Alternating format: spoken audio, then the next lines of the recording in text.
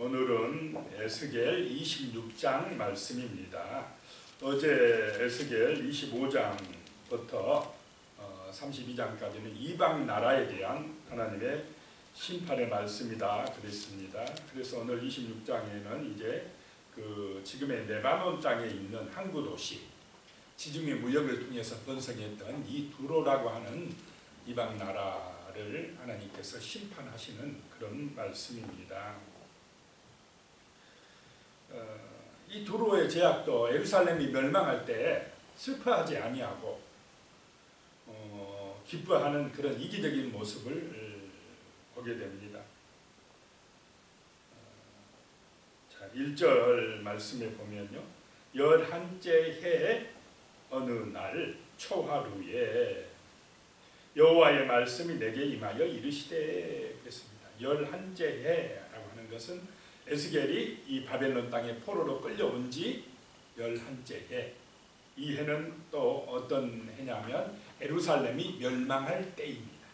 BC 586년에 예루살렘이 바벨론에 의해서 완전히 이제 멸망당하고 끝장날 때, 그때에 예루살렘이 멸망하는 모습을 보면서 이방 나라들이 어떻게 했다는 것입니까? 기뻐했다는 것입니다. 슬퍼한 것이 아니라 기뻐했다. 그럴 때에 하나님의 말씀이 이제 에스겔에게 임하여 이르시되 그렇습니다. 2절에 인자야 두로가 예루살렘에 관하여 이르기를 만민의 문이 깨져서 내게로 돌아왔도다. 그가 황폐하였으니 내가 충만함을 얻으리라 하였도다 라고 이야기하고 있습니다. 이 두로는 항구 도시니까 이제 무역 상품들이 이 항구 도시로 들어와서 또 그 내륙의 도시인 예루살렘으로 물건들이 오고 가면서 이 두로도 예루살렘과 교역하면서 같이 부흥했던 그런 도시입니다. 그런데 이 두로가 이제 예루살렘을 향하여서 망하니까 만민의 문이 깨져서 내게로 돌아왔다다. 내게로 돌아. 이제 예루살렘도 내 것이 되었, 내 것이 그 이익이 내 것이 되었도다라고 하는 것입니다. 이 예루살렘은 교통의 요지입니다. 아수르로 통하고 바벨론으로 가는 길, 또 애굽으로 내려가는 길, 해상 무역의 중심지 두로로 가는 길, 모든 교통의 요지에서 중심지 역할을 했는데, 그래서 경제적인 그런 부흥도 있고 또 하나님께서 하나님 백성으로 삼아주신 그 도성이었는데, 이제 그 만민의 문이 되는 예루살렘이 깨지고 망했으니까 내가 충만함을 얻으리라 라고 두로가 이야기합니다. 남이 이제 망했으니까 그 이익이 누구한테 돌아올 거라 생각한 것입니까? 자기한테 돌아올 거라 이렇게 생각한 것입니다. 이런 마음이 이기적인 마음이고 정말 하나님 보시기에 별로 좋지 않는 마음입니다.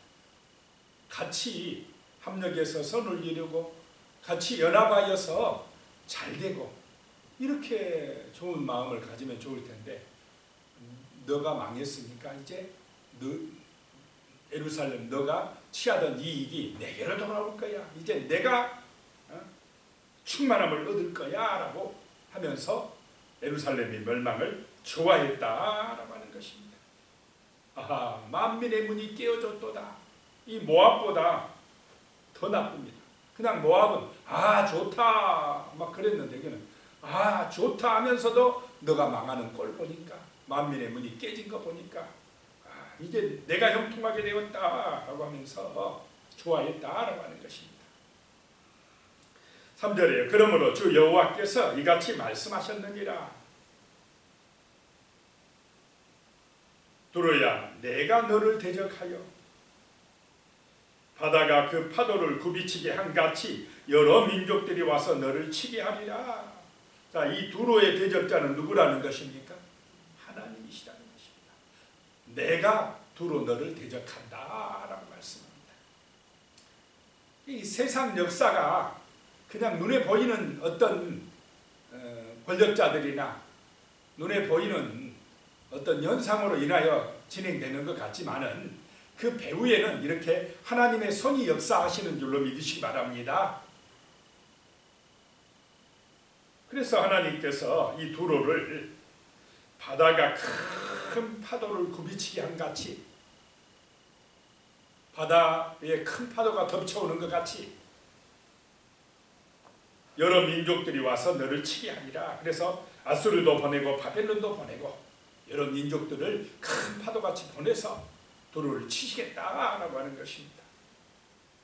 4절에요. 그들이 두로의 성벽을 무너뜨리며 그 망대를 헐 것이요 나도 티클을 그 위에 쓸어버려 맨바위가 되게 하며 그랬습니다. 두로성이 그냥 다 무너져 가지고 이제 그냥 바위들만 남게 만들어버리리라 라고 하는 것입니다. 그래서 5절에 또 바다 가운데에 금을 치는 곳이 되게 하리니 내가 말하였습니다. 주 여호와의 말씀이니라. 그가 이방의 노략거리가 될 것이요 바다 가운데 금을 치는 곳이 되게 해버리리라.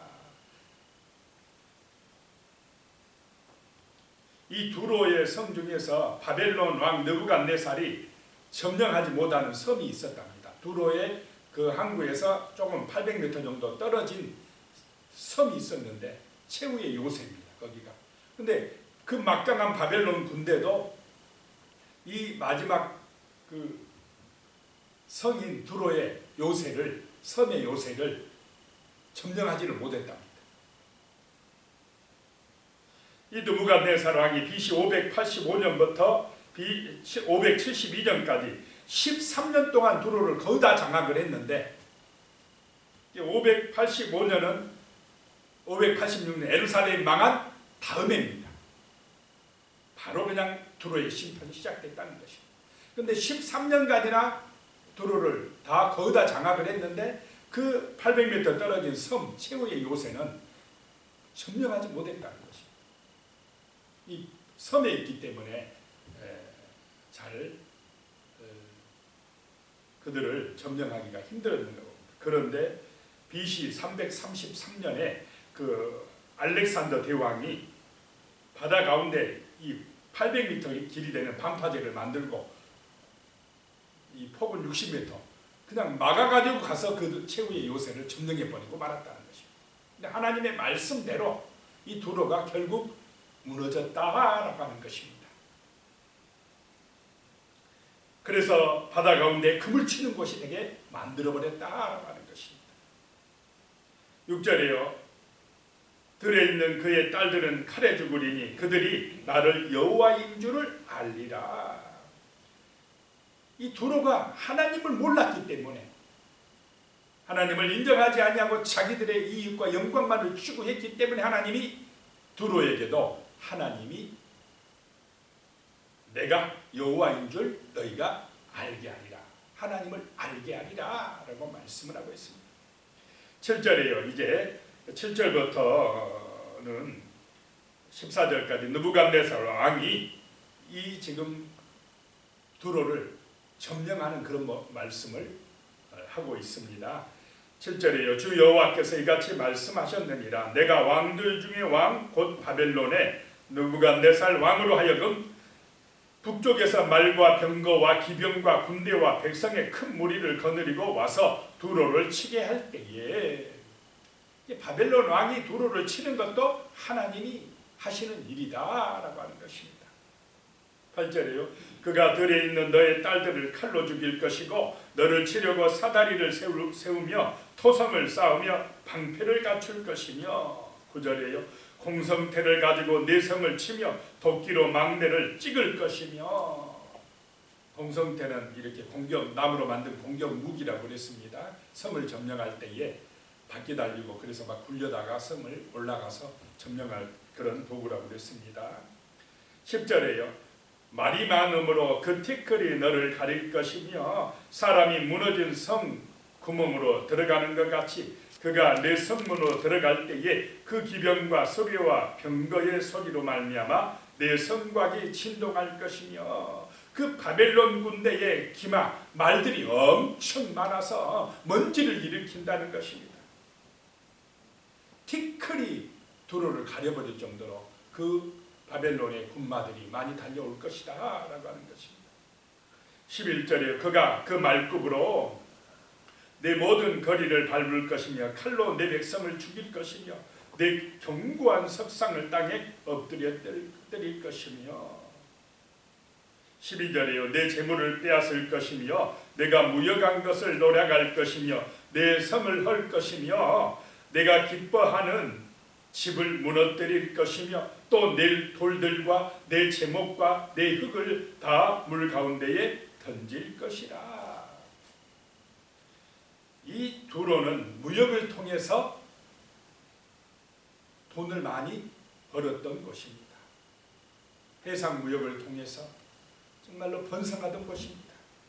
그러니까 이 돈이 굉장히 많은 그런 곳이 사람들이 돈을 의지하던 곳이다라고 하는 것이. 그런데 하나님이 내 재물을 어떻게 해버리겠다요? 다 빼앗아 버리리라라고 하는 것입니다.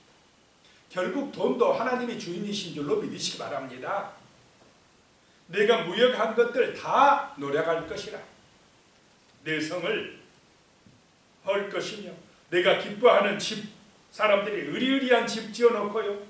돈 많으니까 그 집을 두로에 건축된 높고 큰 집들을 자랑했는데 하나님께서 그걸 다 무너뜨려 버릴 것이다 라고 말씀을 하고 있습니다. 그래서 그 돌들, 제목들, 흙을 다 물 가운데 쓸어버릴 것이다 하는 것입니다. 13절에요 내가 내 노래 소리를 그치게 하며 내 수금 소리를 다시 들리지 않게 하고 14절에요 너를 맨바위가 되게 한즉 내가 그물 말리는 곳이 되고 다시는 건축되지 못하리니 나 여호와가 말하였음이니라. 주 여호와의 말씀이니라. 정말 세상 나라도 하나님이 주관하신다라고 하는 것입니다. 그래서 하나님을 인정하고 하나님을 경외하고 정말 말씀에 순종하는 백성이 복 있는 백성인 줄로 믿습니다. 세상 자랑은 오래가지 못한다라고 하는 것을 보게 됩니다. 15절에요 주 여호와께서 이같이 두로에 대하여 말씀하시되 내가 엎드려지는 소리에 모든 섬이 진동하지 아니하겠느냐. 곧 너희 가운데에 상한 자가 부르짖으며 죽임을 당할 때에라. 모든 섬들은 그 두로와 무역하고 있는 지중해 성의 여러 나라들 섬들이 두로가 저렇게 잘 살던 두로가 망했느냐라고 하면서 놀란다는 것입니다. 16절에 그때에 바다의 모든 왕이 그 보좌에서 내려 조복을 벗으며 수놓은 옷을 버리고 떨림을 입듯 하고 땅에 앉아서 너로 말미암아 무시로 떨리며 놀랄 것이며 그 바다의 왕들은 두로를 통해서 무역하고 있는 그런 상인들을 의미합니다. 이제 두로가 망해서 우리 못 먹고 사느냐, 이제 우리 무역이 어떻게 되겠느냐라고 하면서 놀라 떨게 될 것이다 라고 하는 것입니다. 17절에 그들이 너를 위하여 슬픈 노래를 불러 이르기를 항해자가 살았던 유명한 성읍이여 너와 너의 주민이 바다 가운데 있어 경고하였도다. 해변의 모든 주민을 두렵게 하였더니 어찌 그리 멸망하였는고. 무역으로 번성하던 그 항구도시 두로가 그렇게 화려하던 그 두로가 유명한 성읍이 어찌 그리 멸망하였는고 라고 애가를 지어서 노래한다라고 하는 것입니다. 18절에요 내가 무너지는 그날에 섬들이 진동할 것이며 바다 가운데 섬들이 내 결국을 보고 놀라리로다. 그 바다의 나라들이 섬들이 두로가 망하는 걸 보고 놀라게 될 것이다 라고 하는 것입니다. 아직 안 망했는데 그 586년이니까 예루살렘 망할 때인데 두로 너도 망할 거야 라고 망한 것처럼 지금 이야기를 하고 있습니다. 그러니까 두로가 어리석은 것은 예루살렘 망한 것 보면서 이제 저 이익이 나한테 올 거야 하고 좋아하는데 결국 자기도 똑같이 예루살렘처럼 어떻게 된다는 것입니까? 망하게 되는데 그 한치 앞을 못 내다보고 좋아하고 있다라고 하는 것입니다. 이게 인간의 어리석음이라는 것입니다. 19절에 주 여호와께서 이같이 말씀하셨느니라. 내가 너를 주민이 없는 성읍과 같이 황폐한 성읍이 되게 하고 깊은 바다가 내 위에 오르게 하며 큰 물이 너를 덮게 할 때에 바벨론으로 너를 심판하게 하실 때에 할 때에 20절에 내가 너를 구덩이에 내려가는 자와 함께 내려가서 이쪽 사람에게 나아가게 하고 너를 구덩이에 내려간 자와 함께 땅 깊은 곳에서로부터 황폐한 곳에 살게 하리라. 내가 다시는 사람이 거주하는 곳이 되지 못하리니 살아있는 자의 땅에서 영광을 얻지 못하리라. 이 두로가 번성하고 자기가 영광받고 그렇게 화려한 유명한 성읍이지만은 이 참 예루살렘이 망해갈 때에, 하나님의 도성이 무너질 때에, 하나님의 성도들이 정말 어려움 당할 때에 박수치며 잘했다고 하는 이 이방 도시 두로 하나님이 가만두지 않겠다는 것입니다. 하나님의 백성을 힘들게 하고 정말로 하나님의 백성이 어려울 때 박수치고 잘했다고 하나님 믿어도 소용없네 뭐 그러던 이런 두로 하나님이 가만두지 않겠다는 것입니다. 하나님의 성도들을 대적하는 것은 곧 누구를 대적하는 것이 돼버립니까? 하나님을 대적하는 것이 돼버린다라고 하는 것입니다. 그래서 두로를 하나님께서 심판하시겠다는 것입니다. 내가 너를 구덩이에 내려가는 자 같게 하실 것이다 라고 말씀합니다. 21절에도요. 내가 너를 패망하게 하여 다시 잊지 못하게 하리니 사람이 비록 너를 찾으나 다시는 영원히 만나지 못하리라. 주 여호와의 말씀입니다. 내가 너를, 이런 말씀이 많이 나오고 있습니다. 하나님께서 친히 심판하신다라고 하는 말씀입니다. 이것을 통해서 우리는 이방 나라들도 하나님이 주관하고 계신다라고 하는 것을 알 수 있고, 정말로 그 남이 힘들고 어려울 때에, 그럴 때는 내 이익을 생각하지 말고 정말로 그 아픔 어려움을 당하는 이웃을 위해서 함께 마음을 같이하고 기도해 줄 수 있는 그런 사랑의 마음을 가진, 이웃 사랑의 마음을 가진 우리들이 되어야 할 줄로 믿습니다. 오늘 말씀을 기억하면서 특별히 우리 포항에 어제 흰남노 태풍 때문에 어려움을 당한 사람들이 많이 있습니다. 그 고난당한 이웃들을 생각하고 기도해 주시고 정말로 이 어려움을 잘 딛고 일어날 수 있도록 그렇게 같이 기도해 주시겠습니다. 같이 기도하겠습니다. 하나님 아버지, 오늘 새벽에도 이렇게 하나님의 성전에 나와서 우리가 기도하고 예배할 수 있는 은혜를 주시니 감사드립니다. 정말 어제는 심한 흰남노 태풍으로 인하여서 아버지 하나님 많은 사람들이 피해를 입었습니다. 죽기도 했습니다. 어려움을 당했습니다.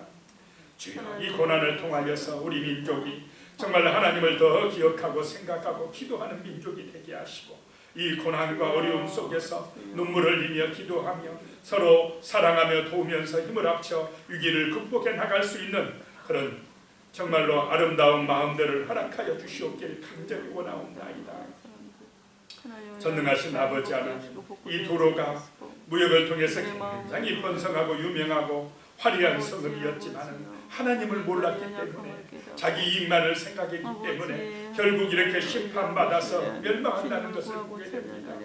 참으로 우리 인생들이 정말로 자기 중심이 되지 말고 자기 이익만을 생각하지 말게 하시고, 위대하신 하나님, 온 세계 만방을 주관하고 계시는 우리 전능하신 하나님을 인정하고 하나님을 경배하고 하나님의 그 마음을 깨닫고 서로 사랑하면서 정말로 탐욕과 교만함과 어리석음을 버리고 우상 숭배를 버리고 하나님을 사랑하는 마음으로 또 이웃을 사랑하면서 화목하고 섬기며 그런 아름다운 그런 세상을 만들어갈 수 있는 겸손한 은혜와 믿음을 허락하여 주시옵소서.